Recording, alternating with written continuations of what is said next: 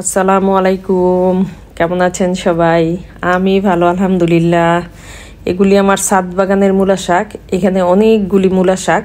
তো এই মূলা শাকটা হাইব্রিড সাদা মূলা আর কি। তো দেশি মূলা না, দেশি মূলা শাক হইলে আমি অন্যভাবে রান্না করি, একটু ভাপ দিয়ে, যেহেতু ওইটাতে ঝাঁজ থাকে এই জন্য একটু ভাপ দিয়ে রান্না করি। আর এটা যেহেতু হাইব্রিড মূলা শাক, তো এটাতে ঝাঁজটা কম থাকে, এই জন্য আমি একবারে বসাই দিয়ে রান্না করি। দেশি মূলা শাক একটু ভাপ দিয়ে ওইটা মানে পানি ফেলে তেলে ভাজলে ওইটা খুবই মজা লাগে।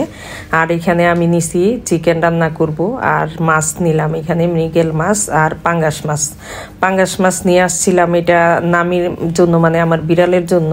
তো মামা বলতেছিল যে আমি এই মাছটা তো আমরাও খেতে পারি, তো যেহেতু কাটা কম সে পছন্দ করে তাই নিলাম।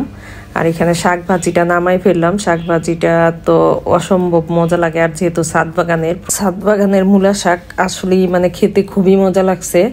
আর এখানে মাছ নিলাম, মৃগেল মাছ আর পাঙ্গাস মাছ একসাথে মিলাই নিলাম, যেহেতু মামা বলতেছিল যে এটা খাবি সে। তো মাছগুলি আমি খুব সুন্দর করে একটু কষাই নিয়ে আগে ভেজে নিয়ে একটু কষাই নিয়ে এখানে পানি দিয়ে দিলাম। মাছ দুপাচাটা মানে এত সুন্দর, দেখতেও সুন্দর লাগতেছিল আর খাইতেও মজা ছিল।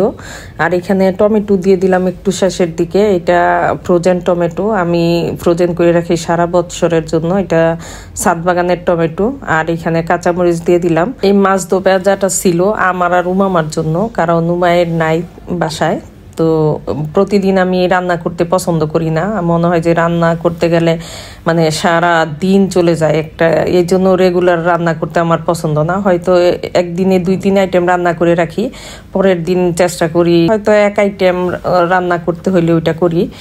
তো মাছ দুপেঁয়াজাটা আমার হয়ে গেছে। এখানে দেশি ধনিয়া পাতা একটু দিয়ে দিলাম ফ্লেভারের জন্য, আর এটা একদম ফ্রেশ ধনিয়া পাতা। আমি তো সারা বছর ফ্রোজেনটা খাই। আমার মাছ দুপেঁয়াজাটা প্রায় হয়ে গেছে, এখন নামাই নিব। এখন 2 রকমের মাছ, এখানে মৃগেল মাছ আর পাঙ্গাস মাছ। তো মেয়ে যেহেতু মানে খাইতে চাইছে, এখানে পাঙ্গাস মাছের কাটা নাই বলে সে অনেক বেশি পছন্দ করে পাঙ্গাস মাছ।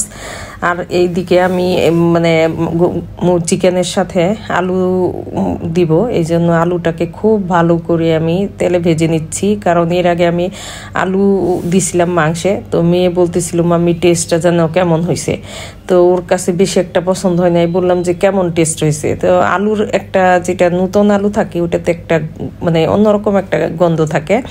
তো এই জন্য আমি খুব ভালো করে একদম ভাজা করে নিছি আলুটা। আর আমাদের ঘরের সবচেয়ে মানে ট্রেডিশনাল ফুড যদি বলা হয়, এটা হয়েছে মানে চিকেনের সাথে আলু দিয়ে ঝোল।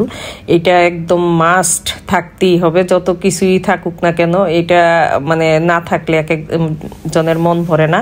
এটা সবচেয়ে বেশি উমামা পছন্দ করে, উমায়েরও পছন্দ করে, কিন্তু উমায়ের মাঝে মধ্যে চায় যে অন্যরকম খাবার খেতে, চিকেন অন্যরকম করে খেতে, কিন্তু উমামা একদমই না।